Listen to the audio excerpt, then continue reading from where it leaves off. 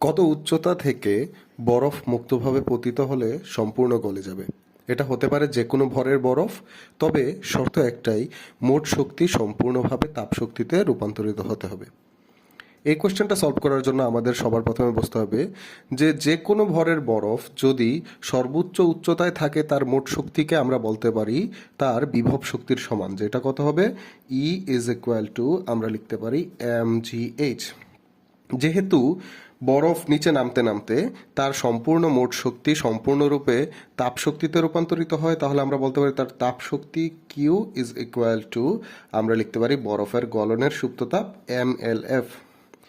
এখানে মোট শক্তি এবং তাপ শক্তি যদি সমান হয় আমরা লিখতে পারি mgh is equal to mLF। এখানে ভর যদি ক্যান্সেল আউট হয়, সুতরাং উচ্চতা h ইজ ইকুয়াল টু কত লিখতে পারি আমরা? LF divided by g।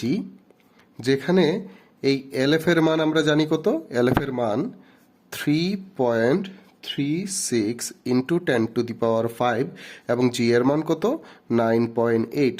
এই 3.36 ইন্টু 10⁵ কে আমরা যদি 9.8 দিয়ে ভাগ করি তাহলে তার মান কত আসবে?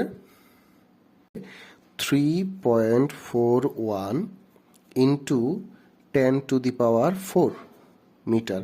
অর্থাৎ আমরা যদি এত উচ্চতা থেকে কোনো বরফকে মুক্তভাবে নিচে পড়তে দেই তাহলে সম্পূর্ণ বরফটি গলে পানিতে পরিণত হবে।